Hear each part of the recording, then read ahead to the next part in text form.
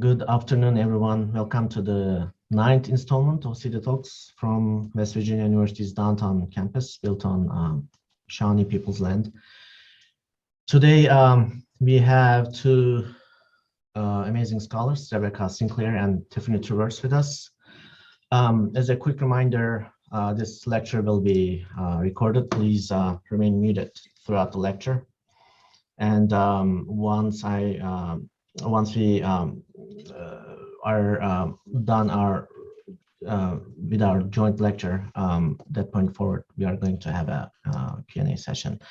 And before we begin, I'd like to introduce our speakers.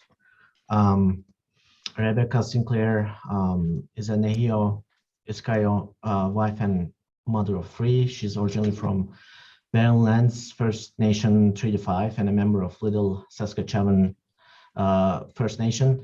She moved to Winnipeg, a guest on Treaty 1 territory, to pursue a bachelor's degree in environmental and native studies from the University of Manitoba.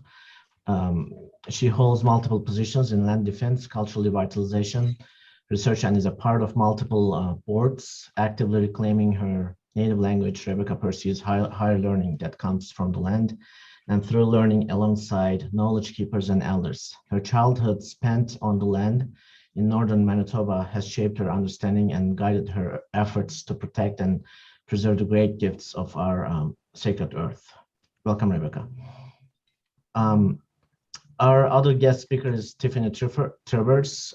Tiffany is a Shkwekmek Swiss Italian farmer, land and sea steward, language learner, and food sovereignty advocate. Her passion for feeding people and firm belief in the right to healthy, culturally appropriate foods for all drives her work. She's passionate about the uncomfortable work in dismantling structural racism within institutions and conducting experimental plant breeding projects to adapt nutrient-dense cultivars to her changing climate as a guest in Treaty 8 territory. Traverse has served as a volunteer advisory council member with the Community Seed Network. She currently represents the mountain forests biome on Indigenous climate actions, decolonizing climate policy advisory council, and serves on the Equity and Inclusion Advisory Committee for Farmers for Climate Solutions, a board member of Regeneration Canada, and is the newly appointed chair of Seed Change. Her hope is to continue being a weaver advocating to create better access to resources and increase our collective seed and food security and sovereignty. Welcome, Tiffany. And we will begin with Rebecca, but before that, I'd like to play a short clip about the Indigenous climate action. So let me share my screen here. Play this clip. I think the solutions to climate change are not just about economic solutions. Oh, just a second. I think the solutions to climate change are not just about economic solutions. Real climate solutions are not caught up in maintaining the status quo of capitalism or colonialism. Real climate solutions are rooted in a return to the land, a return to and of the land, and are rooted in decolonization. And it's Indigenous communities that still maintain that connection to the land.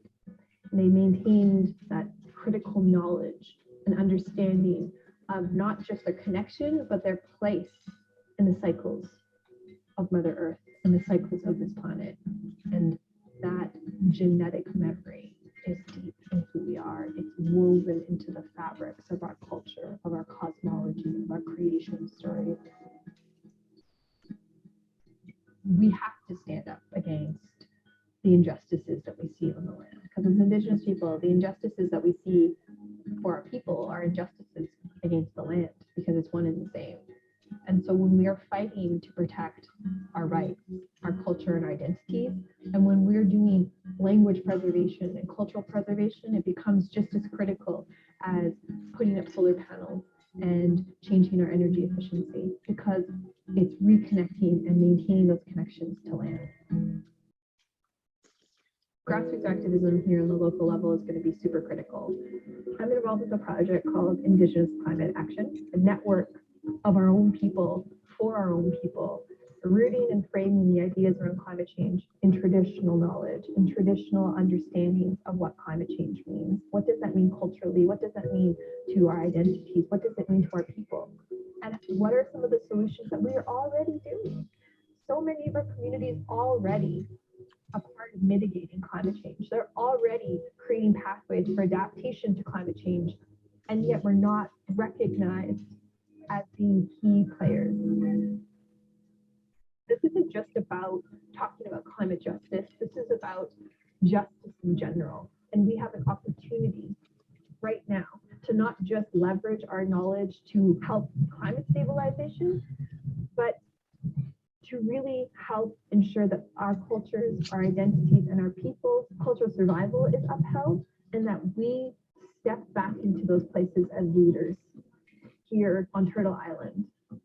We won't survive with solar panels and wind turbines if that's our only course of action to take for climate change. Yes, we're going to need those Western technological advances. Yes, we're going to need, aquaponics and solar and wind and geothermal energy. But unless we also have that intimate connection and understanding of the land, I don't think there's any real hope for anyone.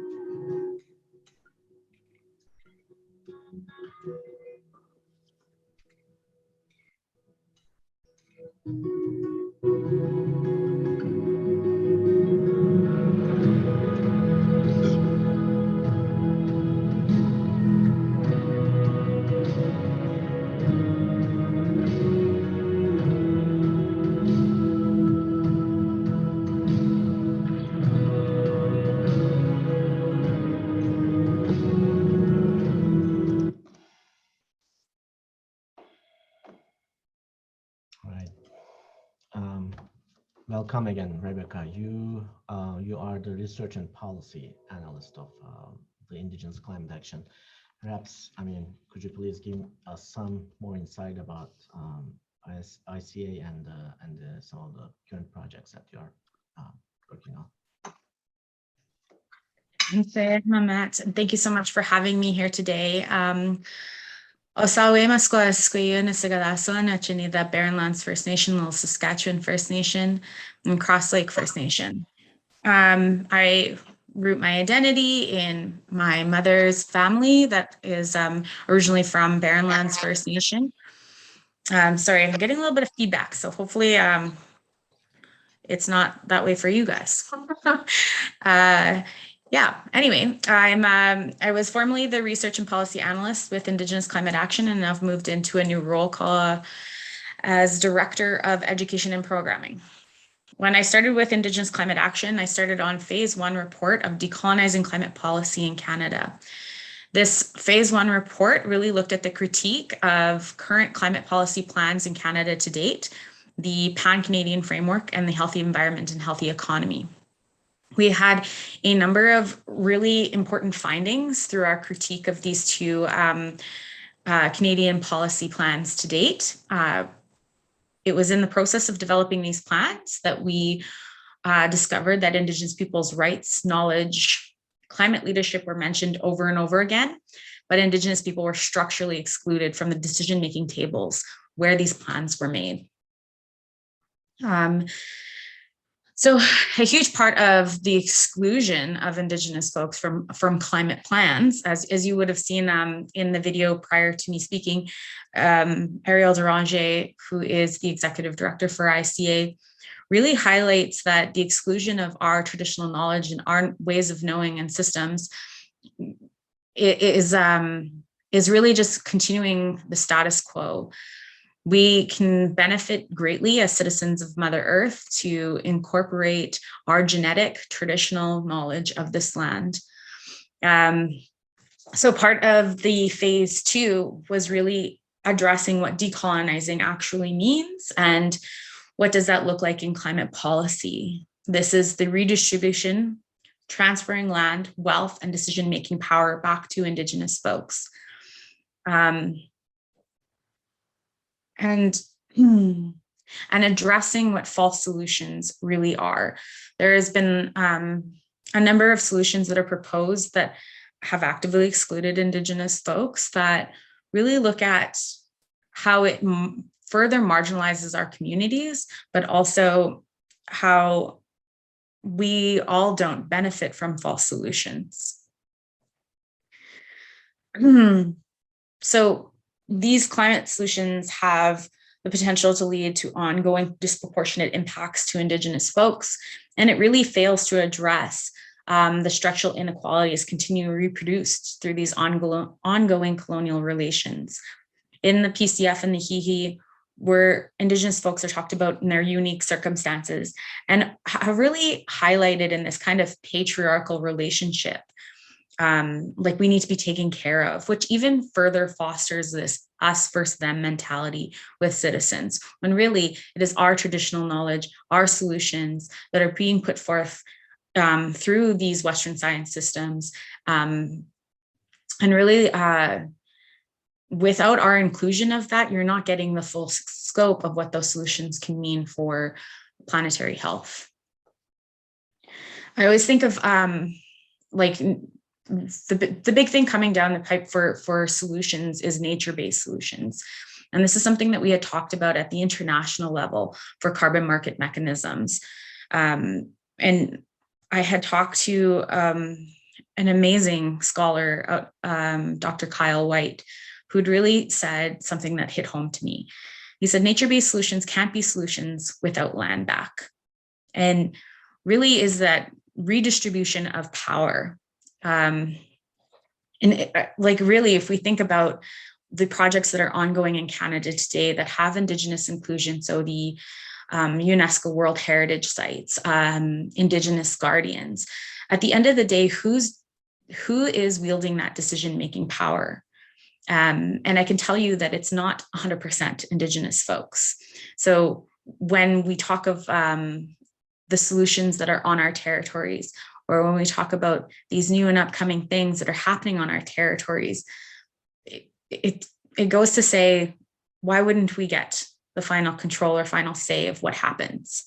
And not in the Western sense of ownership and control, but more of an inherent duty that we have to protect this land, to ensure and safeguard its respect and reciprocity. So the other thing about nature-based solutions too, which I find is like, should be a critical thought process for all citizens, not just Indigenous folks, is that it continues to allow GHG emissions. It continues to allow major polluters to pollute as normal with this idea of net zero. I always say to my kids, your room is not clean if you're shoving all your toys under your bed and in your closet.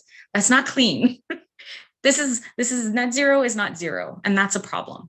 So it challenges our commitment to the Paris Agreement in reducing our GHG emissions when we say things like net zero. So the second phase of decolonizing climate policy, and this is where Tiffany comes in, was to really reimagine what Indigenous-led solutions are for Indigenous people by Indigenous people, and how we can uplift the work that's already been done, and how we can actually hear from the land. A huge issue with climate policy plans, with consultation methods across so-called Canada, is this idea of a pan-indigeneity.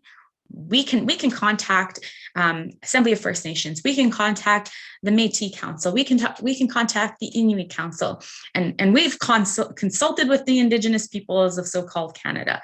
This is incredibly crucial to think about when we think about how much we have to offer based on the land and the genetic generational knowledge we have of that land. So when we were envisioning phase 2 and advisory council, we had funding for 5 people, and we thought, how are we not going to, reproduce the same kind of colonial harms by picking 5 Indigenous people from across so-called Canada that's going to inform Indigenous-led policy solutions? Like, just seemed crazy to me. So what we did was we based them on, just so happens, the 5 biomes of Canada. And we had representatives that came from those 5 biomes to really speak from the land, leaving kind of this political boundary or territorial boundary and really talk about what the land needs. We also invited a youth at the advice of the advisory council in 2 types of stages. So one is a youth research intern, so that we're capturing that knowledge throughout the research process, and a youth representative. I wanted to just quickly show a slide. So this in my mind is what an Indigenous-led solution looks like. These are my children. Over here in the Eat, Sleep, Fish shirt is my son, who is at a land-based youth camp out in Norwood House First Nation.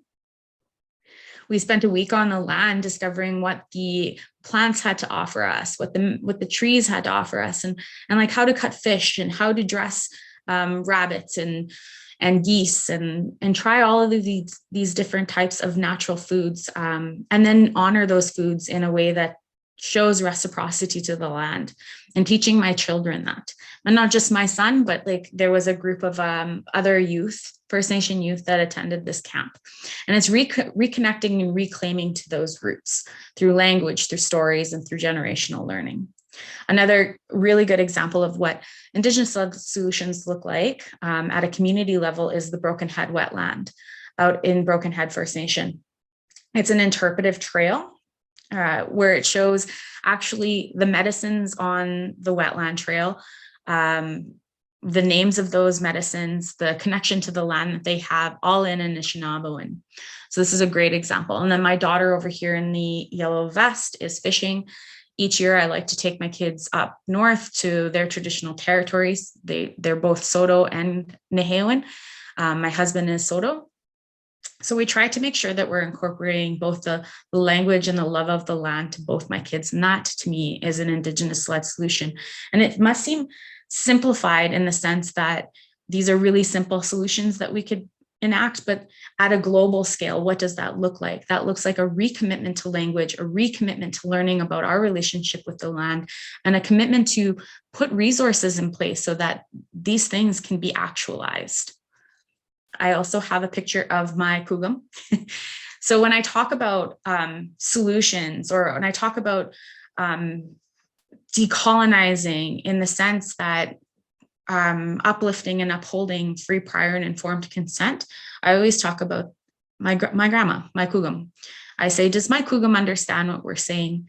Because if you want to say that I have some experience on the land, or if you want to, even inviting me here to listen to me, this experience generally comes from my kugum. This is her over here with the glasses and the brighter shirt. Beside her is my Cree teacher, Madeline. And then below is my mom and my grandma out in the bush, and they're smoking caribou meat in that shed behind them. And then there's a really great quote here from Dr. Kyle White talking about what fall solutions really mean for our communities in terms of nature-based solutions. And I just really wanted to share that with you guys so that you have a sense of like what my family is and who I am and why I do the work that I do. So it's not work, it's an inherent duty. And when we uplift Indigenous solutions that Indigenous people in community are doing, we can see the real benefits long-term for communities, not just for Indigenous communities, but for citizens of Mother Earth. And I want to pass it on to Tiffany, because I feel like I've just been rambling. But I like to uphold Tiffany and the work that she's doing as what Indigenous-led solutions look like when we talk about seed sovereignty. So I'll let you talk about that, Tiffany. Agosane. Cookschamp, Rebecca. Yeah, thank you so much. Waipo Kwaitep, Rusquasri, Tiffany Traverse, Sukwefmuka, Slaka ta Sukwefmuhulu, ta Chuchua, Sekuts na Satetwa, Mutka na Treaty 8 territory. So hi everyone, my name is Tiffany Traverse. I'm seeing some familiar names in the participants list. So I just want to say hi and thank you to all of you who've joined in. And thank you so much for Mamet for organizing this and bringing in Rebecca as well, because I absolutely love the work that you do. And I'm so glad that this work has brought us together. In my worldview, I don't believe in coincidences. I think this is, this is the matriarchs coming together and doing this work that is so important. So I just wanted to thank you so much. So I'm a farmer, land and seed steward, living now in what's known as Treaty 8 territory. So, this is the home of the Dêhiyaw, the Beaver peoples, Soto. So it's nice that I have some connection to some of Rebecca's family's people out here. And I wanted to talk a little bit and just sort of riff off of some of the information that Rebecca shared earlier on these, false solutions and what decolonization looks like and what it can look like for those of us who are Indigenous and getting back to the land, getting back to our traditions look like. I did have some slides, but I think I'm just going to leave them alone and just talk for a little bit. I've shared these slides before. So really what drives my work at a very internal and personal level is that my great-grandmother, Elder Sheila Palmer Kimbasket Dehart, her and her family were sent to residential institutions. And I mean, we were fortunate enough that most of them came home. My great-grandmother was amazing. I lived with her for quite a while, actually, and knew her as an adult. I was very lucky enough to know her as an adult. But she shared stories, and not just verbal, which in Secwepemc culture, we share a lot of oral tradition and a lot of oral history. One of my aunts actually convinced her to write a book, which we're so grateful for, because now we get to reference this now that she's passed on. And the things that they went through in these institutions is disgusting. They would barely feed the children. They weren't allowed to speak their language. They had to pray. They weren't allowed to sing. A lot of our traditions and our culture were and still are lost.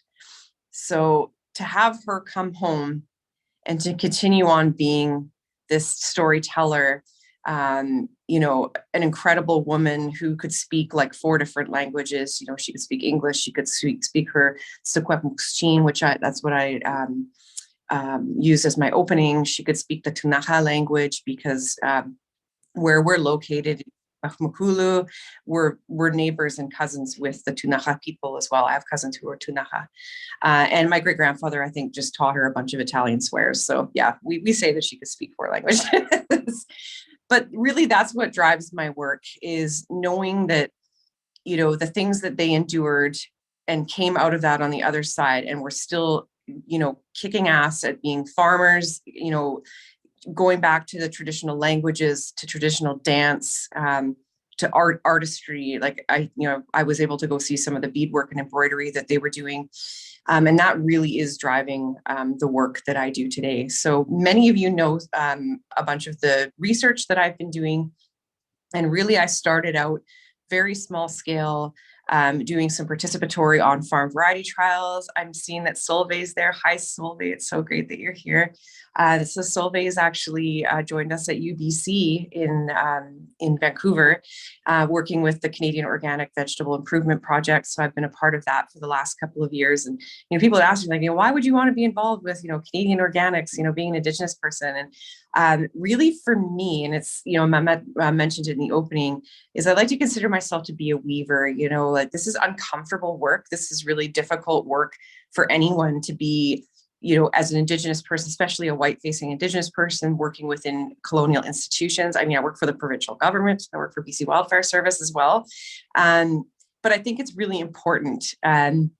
We're seeing enough division and separation of what's happening. And I really want to be this weaver, to be able to bring Western science and bring in our Indigenous ways of knowing, and not have them proving or disproving each other, but trying to understand each other better. And I think that's what has just been driving all of the research work that I've been doing. So saying that, I started out with the participatory on-farm trialing. And things just went from there. So now I've actually taken on not one, but likely 3 different federal government projects where I get to dictate how the project is going to go. So these are Indigenous-led projects. I do a lot of the work on my farm by hand. So we're not doing any of these 2-acre plots for trialing. Like, these are definitely like a home-based trial. You know, I get to dictate the seed. I get to dictate that I want to be following my teachings from my Mohawk seed keeper teacher, Rowan White. I want to be planting by the moon cycles, which is what I've apprenticed myself to, is using these Indigenous ways of knowing and teaching that I've learned and cultivated over many, many years, and years when I was learning from my great grandmother, and bring that into to be able to teach back and forth with the scientists that I'm working and researchers that I'm working with. And yeah, it's definitely been an interesting and difficult process working within the federal government. Constraints. There's definitely some areas that we need to see some improvement.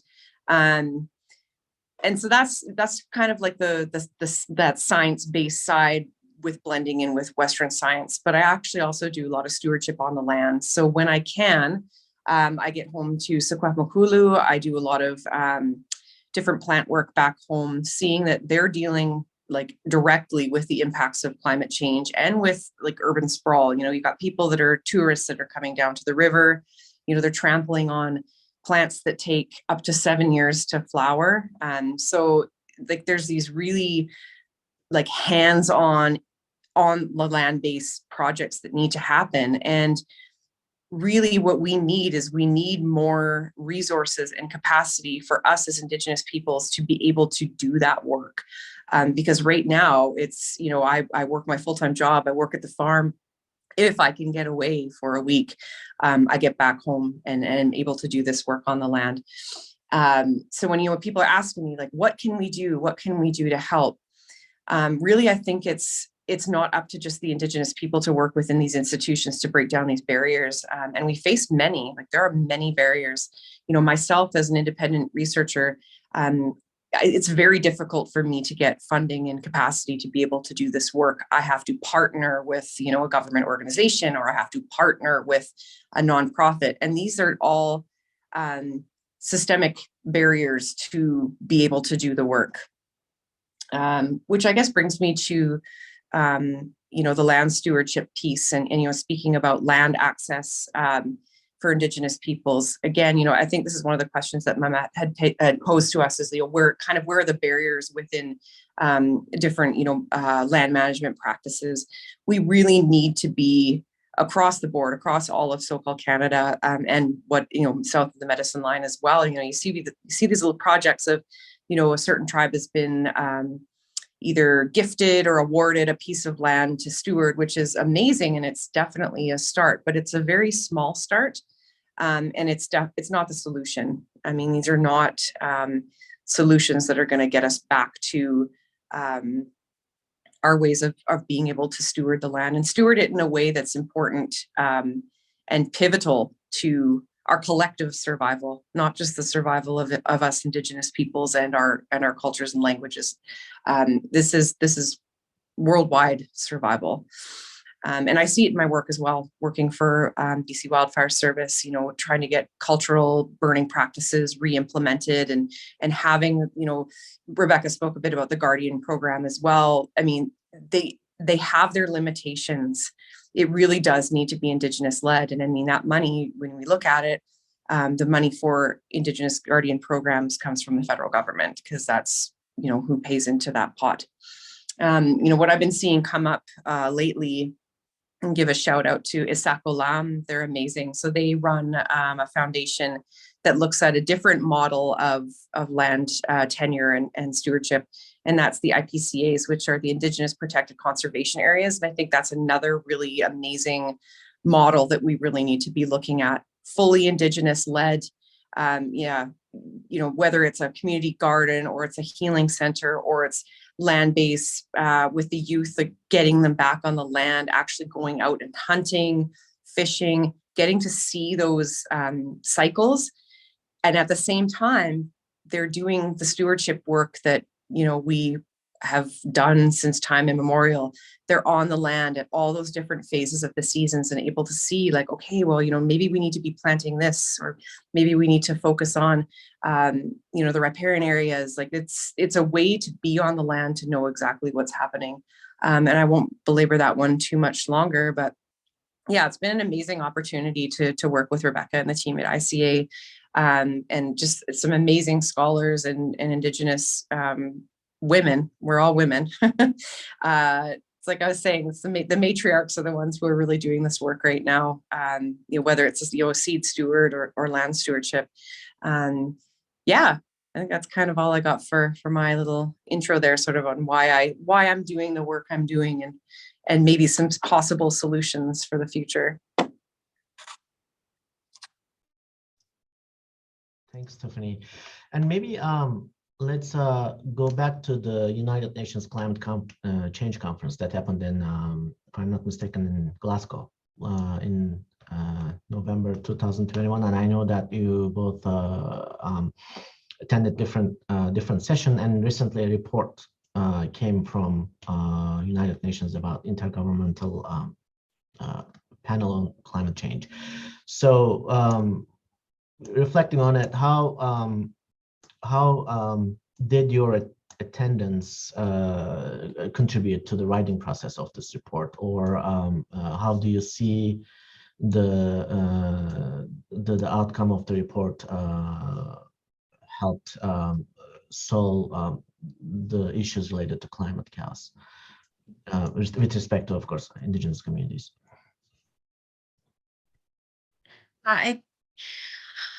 Not that we work directly on the IPCC's working group report. It's still quite lacking in traditional knowledge and knowledge keepers in those types of report.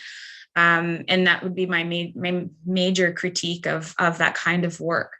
What did come out of the IPCC report that I like to highlight is that the climate crisis is a health crisis. It's a social justice issue. And I think like this is quite different from the other reports in the sense that they focus primarily on the data and the heavy in the Western science of what climate change is, right? As opposed to connecting and interconnecting how this works with health, education, infrastructure, education. It's all interconnected. And when we talk about climate change, I also get this like feedback from people quite often. They're like, let's scale it down to one thing, Rebecca. And I'm like, it's not one thing. And it's all interconnected, right?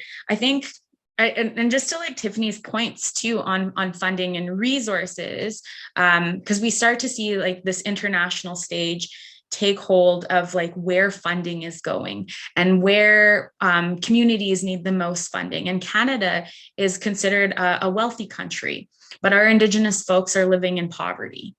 Like this is a huge implication to how we're rolling out solutions at an international stage, to a federal, to a provincial, to a community, and to a grassroots level. I always say, let's flip the script.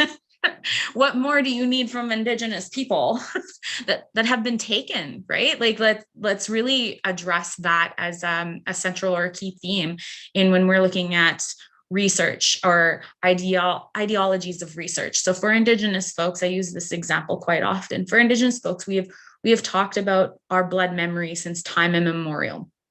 And blood memory related to Western science has been a newfound course of science called epigenetics, right? And in understanding how our genetic makeup brings about memory. There was, since time immemorial, Indigenous folks have said the water is life. And science has caught up and said, oh yeah, actually water is a sentient being. Water has memory. And so I like to say, flip the script. Stop saying that Western science has come up with this when traditional knowledge is rooted in this. And like, how do we go back to true traditional knowledge to find those solutions that make sense for everybody? Western science is the best available information, which I actually really, really like studying Western science because it's the best available information.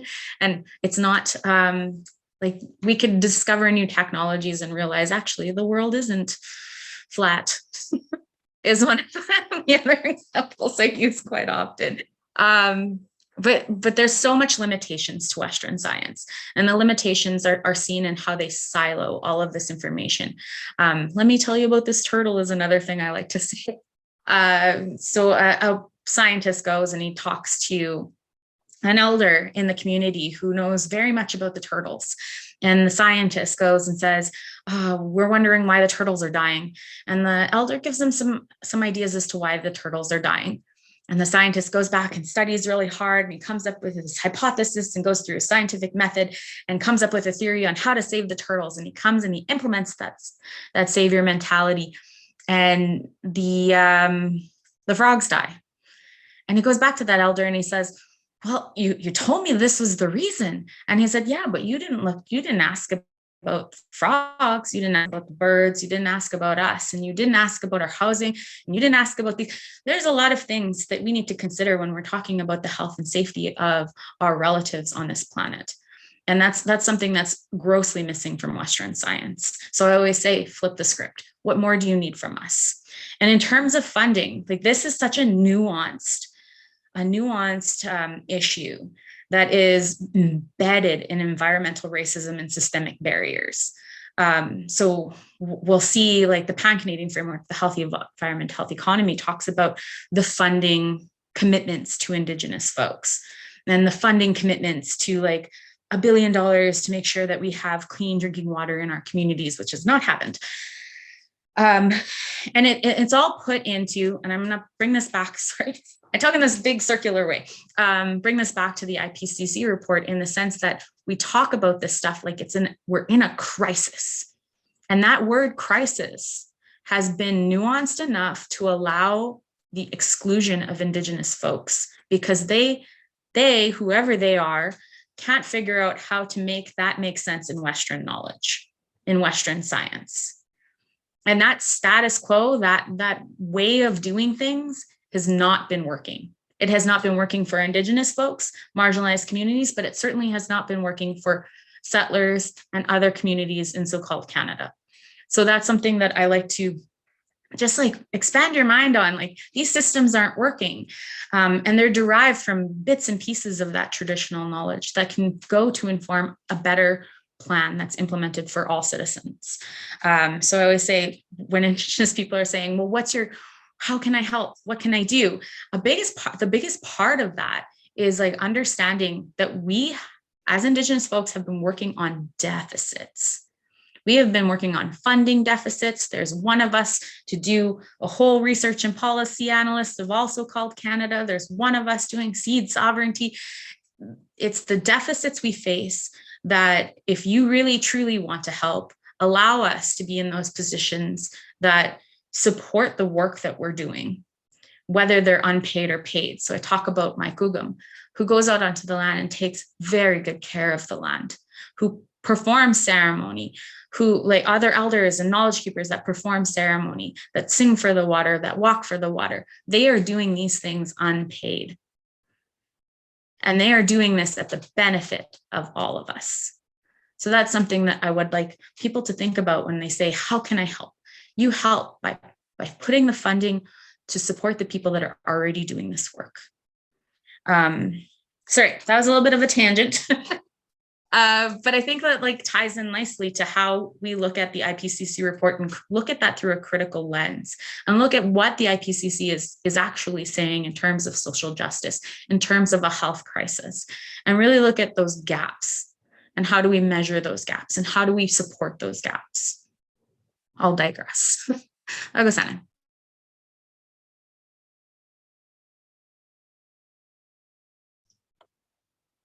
That's amazing. Yeah, Kukshem, Rebecca. I love that. And I think we can kind of even like sort of pull that thread even a little bit further and talk a little bit about just transition as well. And just transition, I mean, you're going to hear it come up a lot more, especially when it relates to Indigenous people and the work that we're doing. Just transition can mean many different things, but basically what I'm understanding it as, it's a just transition away from these harmful systems that have been put in place to further dispossess us, like, you know, leading to genocide. Like, these are the ways that we need to start working, you know, to get away from relying on fossil fuels, to get away from, you know, relying on, you know, commodification of our seeds and our food. It's not going to happen overnight, but that's what that just transition means. It means that we need to be starting and actually actively doing these processes to move away from these really harmful things that are you know, putting up barriers all across the board for us to do this work, and to get back to the land and our languages and our culture and healing. So yeah, I mean, I don't know if there's anything else you wanted to say on just transition. I think there's a group working on some just transition pieces in ICA as well. Yeah, we have Jacob Crane, who is leading conversations on just transition and also divestment. So divestment from fossil fuels, and that work of divestment, where do we invest our money if we're not investing in oil and gas? And we invest in the people that have those solutions within our communities and our territories. The other thing that the IPCC was talking about is this increase of deficits for all citizens. And Indigenous folks have lived on deficits. So we have something that we can provide in terms of a plan on how to mitigate those challenges.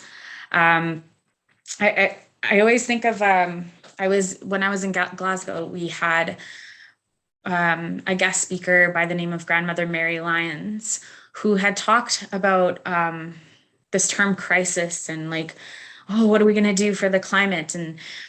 And she just said something so simple, but so profound. She said, Mother Earth is resilient and strong, and Mother Earth will kill us long before we kill her.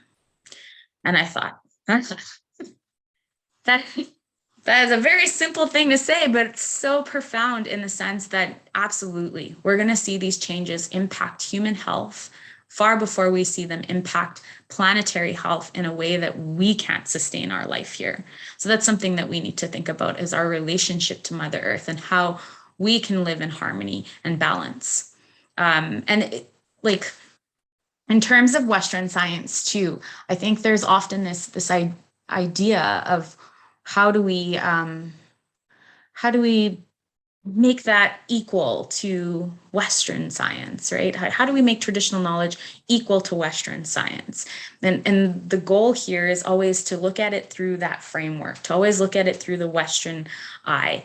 And I was talking to a former boss of mine, Daniel Gladue-Canoe, who works for the Lake Winnipeg Indigenous Collective.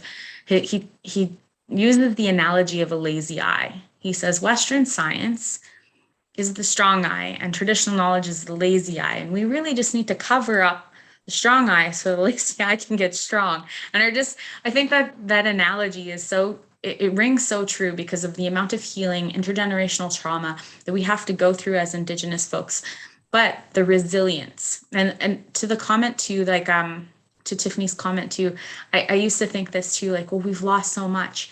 And I was in a sweat with an elder and he had said, we don't lose anything if we keep our language. The original instructions of this land are through our language. The original instructions with how we have protocol with the natural world come through our language. So while we have lost many elders and knowledge keepers, and that are not able to really show us that light again, the instructions they left for us are in our language. And the more we start to incorporate that into how we do land healing and such, we'll see that those things come back. That is why we're resilient, because it is embedded in our blood memory. It is embedded in our language and it is embedded in the land. So you can't truly ever get rid of us. Anyway, sorry. I'll digress from there. What was I?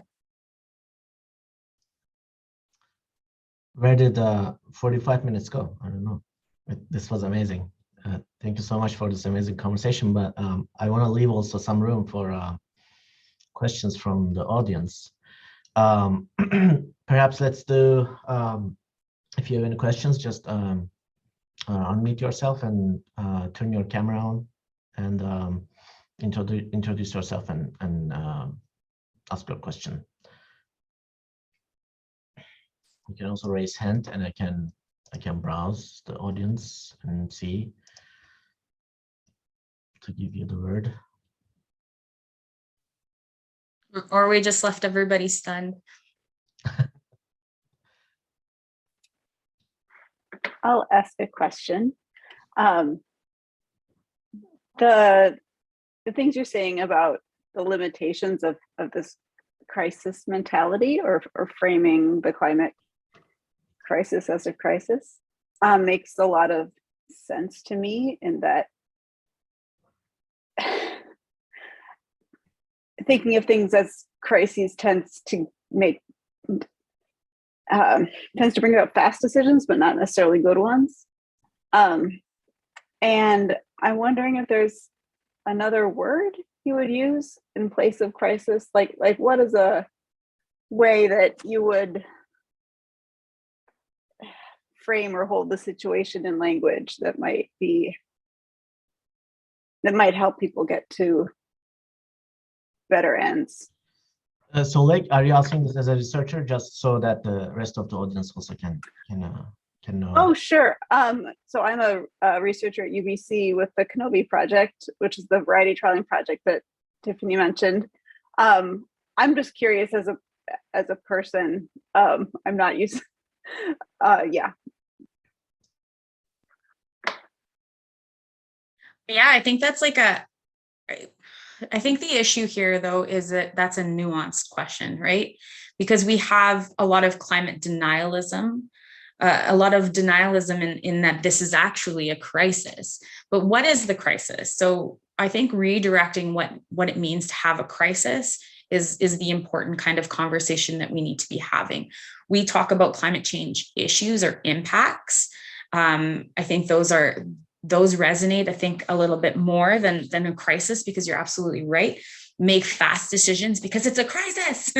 And those decisions are dictated by, end of the year spending. It's March 31st. We need to come up with a solution, and leaves people behind generally. So not just Indigenous folks, but BIPOC folks too. I think, like, when we look at what the climate challenges are, we're really looking at what those impacts are and how we can mitigate those impacts. And when I'm part of a couple of research opportunities or collaborations that talk about planetary health. And I really like that concept of planetary health, because it includes us as people, but it also includes our animals and our waterways and our rocks and our trees. And when we say planetary health, what does that really mean? And then we can relate that to the impacts of climate change. As opposed to like a crisis. We are in a crisis as people. And I think, like, that's what's missing here is when we saw the wildfires, when we saw the empty shelves, when we see floods, tornadoes in Winnipeg. I was like, growing up as a kid, I was like, oh, we're so far away from Winnipeg, because I grew up in northern Manitoba. Didn't even think that was ever going to happen. Then we see these things happen in our territories, because the emergency here is the impacts to human health, the impacts to planetary health. I think it's so nuanced that it deserves a good conversation from many folks, and a good, I guess, like, group think. I'm always about the group think. Because not one answer is going to be the right answer. And I think, like, respecting each other's positionality, and that is very important. And, like, crisis has been used to get government to act, which we know government and policy can be very slow to answer. So the crisis is, like, worked in that sense, but has not worked. So I always say we can't think about solutions if it means leaving people behind. If it adversely impacts a certain group of people, then those are not solutions. So I don't know if that helps in an answer. I think it's just like a big, long discussion that we probably could have forever. Totally, that is helpful though. Thank you. I just wanted to add a little bit onto that as well. So I think that's a really great point, that crisis is different for everyone. And Rebecca even said it, some people are still denying that climate is in chaos. And to me, I think that's kind of where we've almost become desensitized to what's happening. I mean, as Indigenous peoples, we are living an apocalypse. I mean, like our people, were murdered. So like we are living in that crisis, and we are living in that apocalypse right now.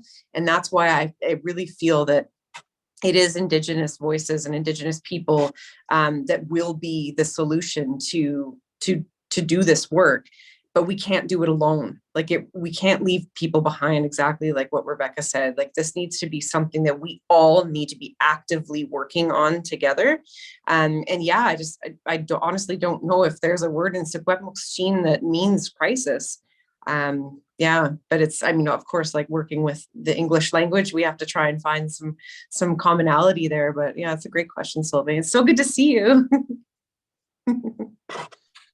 Likewise, thank you. And I see we have a question from Turkey.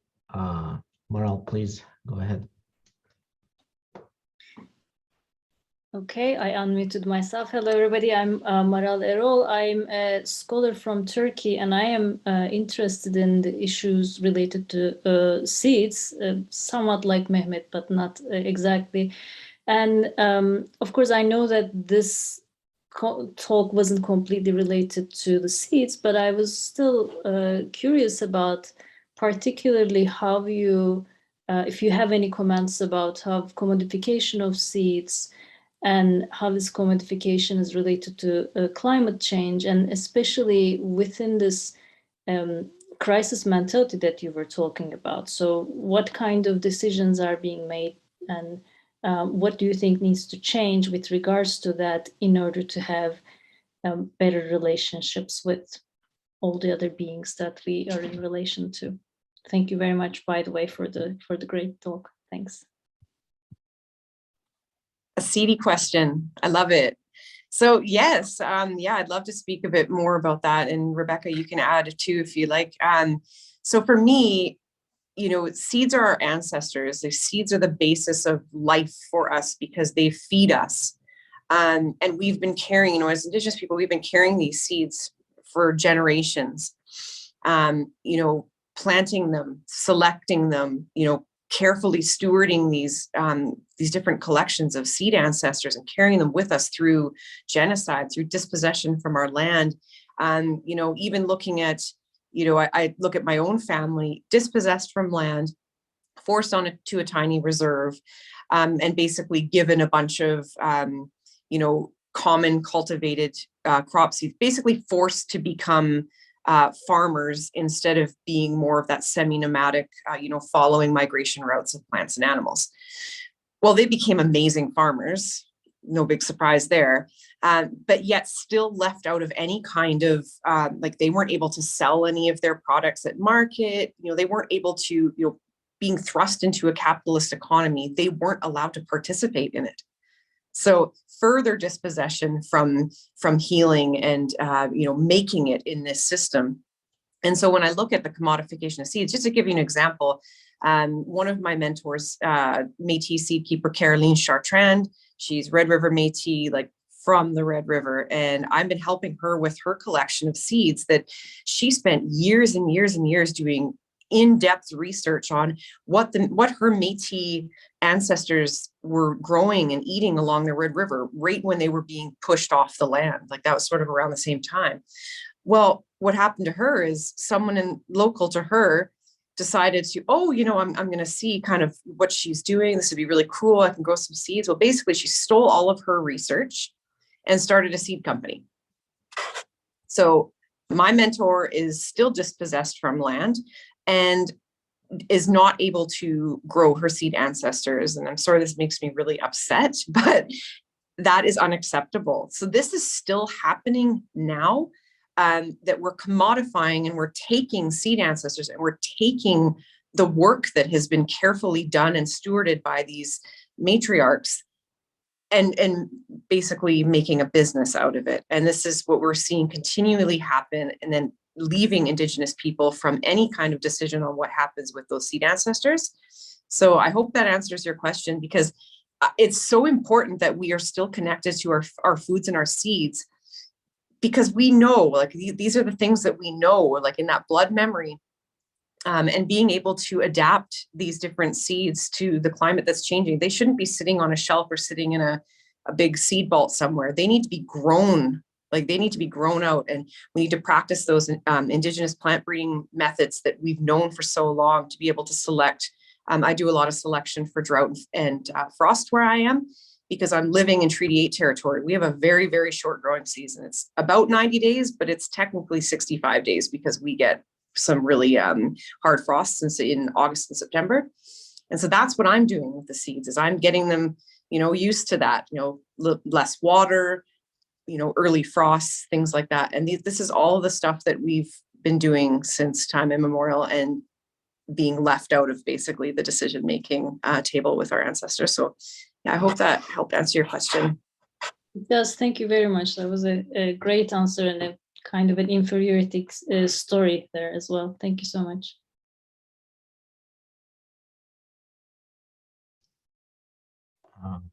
I think Noah has a question. Yeah, I'll ask a Noah. question. Sorry. Hi, I'm Noah Schlager.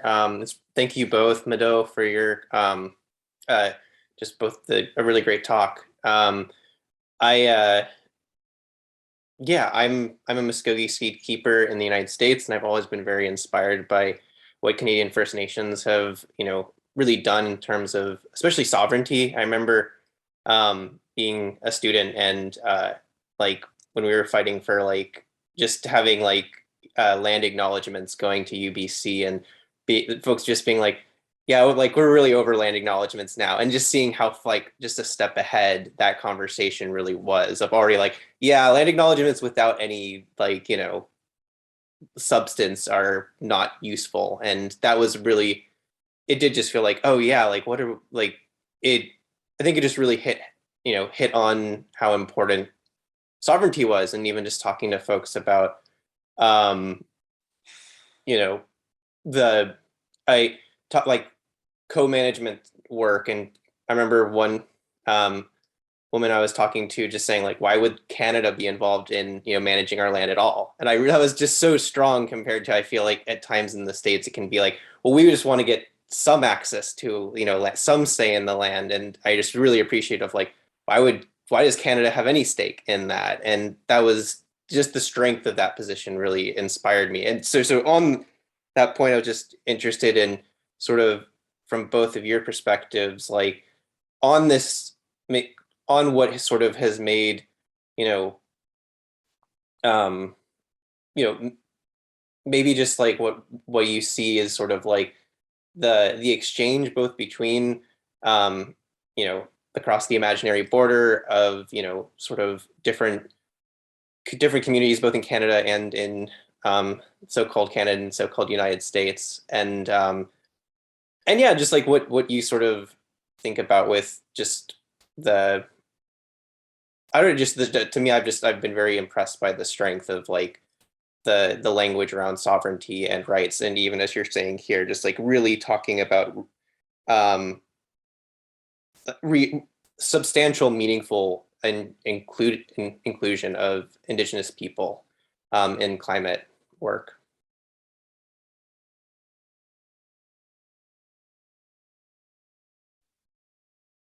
I don't know if it's clear, but Yeah, well, clear as mud.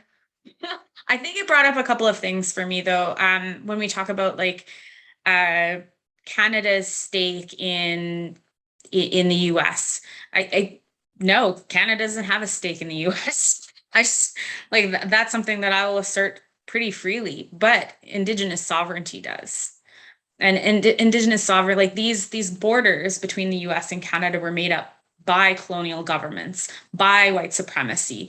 And these territories are not something that we recognize. We recognize Indigenous sovereignty to the land and that generational knowledge we have within that sovereignty to the land. And that's something that can be expanded and shared and loved and cared for. And I think about like a little bit about the comments too, in terms of the economics of it. Nice disclaimer here, guys. I don't actually have my Bachelor of Environmental Studies. I'm very specific in my wording for my bio because I am 1 class shy, 3 credit hours shy of getting this Bachelor of Environmental Studies. And it's because I didn't take environmental economics. And environmental economics goes against Indigenous worldview. And all systems, all policy, all climate plans, everything we see today goes to continue that economic model. When we talk about seed sovereignty, when we talk about the medicines and the land and the plans that we want to put in place, all of this is still centered around that colonial, capitalistic economic model. And we are never going to get anywhere when we're constantly thinking about what we can have, what we can do, and addressing that hypocrisy too, right? Because like, look at my beautiful earrings. These are probably like my 50th pair. I'm saying we're all a part of that system. And how do we come together to dismantle that system in a way that's just, and it's a transition, right? And what are we investing our money into to ensure that those are together and in harmony with Indigenous worldview and Indigenous sovereignty? That's what it's embedded in, right? Is Indigenous sovereignty. Because we can say, oh, we're going to include this Indigenous group and this Indigenous group, but without recognition of our sovereignty and our autonomy and our right to self-determination, what does that even mean? So I kind of like, those are just things that came up from that question for me that I just wanted to address. And I hope that helps with that kind of thought process, I guess. I don't think I actually answered your question, so I apologize for that. But Egosane, thank you anyway. No, I appreciate everything you just said. Do you want to address that question, Tiffany, or?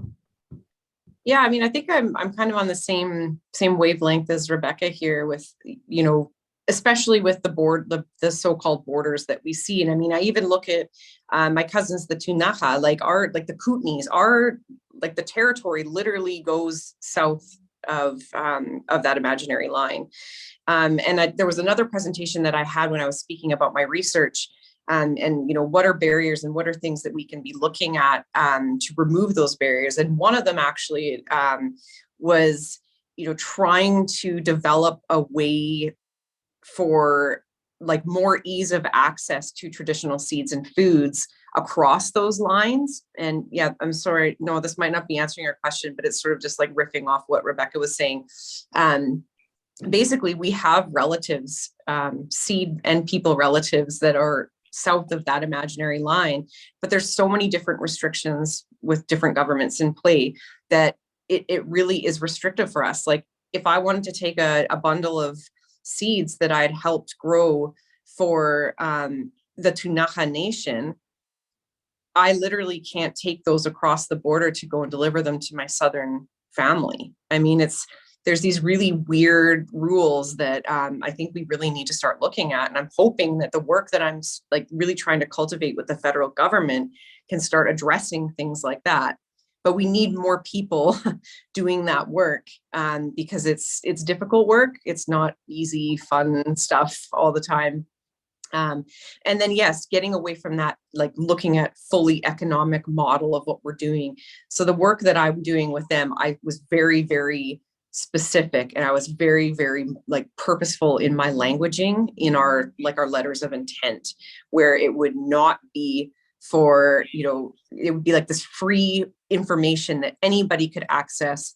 You know, basically a target audience would be community members that were looking for how to grow food in the right way, living in Treaty 8 territory, because this is where we have this really heavy place. So it was very, very place-based research that I'm doing, but I want to be able to help model that for other people. But it's like, we're always coming across these barriers based on different governments. So yeah, I don't think there's an easy answer to how that works, but just giving you that example of the Tunaha, like they literally are up in so-called Canada and down in so-called US, and it should just be, you know, we should freely be able to, whether we're part of the, whether we're status or not, we should be able to be taking foods and medicines and seeds to our ancestors down south, and it's prohibitive. unfortunately. No, thank you. I really appreciate that specific issue just around the movement of seeds across borders is something I've had to work on, and mostly with the southern border. But I mean, I think it's sort of a very similar issue where you have nations who have been split by these colonial borders, and then our same seed ancestors having an issue of basically like having been divided by and are very artificially so. So thank you. I just appreciate everything that you guys have said. All right, it's 3:07. So do you have any final words? We do have another meeting to get to, so I just want Right. to say Kananaskamithin for letting me have this time to speak. And if you guys have any further questions or would like to be involved with Indigenous Climate Action, you can find us at indigenousclimateaction.com. I think Mehmet put that in the chat already, and you can find like links to talks we've already done, ways to donate, ways to get involved. So, and you can send me personally a message to at rebecca@indigenousclimateaction.com. So, Agosane, thank you, Kananaskamithin, for having me. Have a good day. Thank you so much. Uh, Bye. Bye.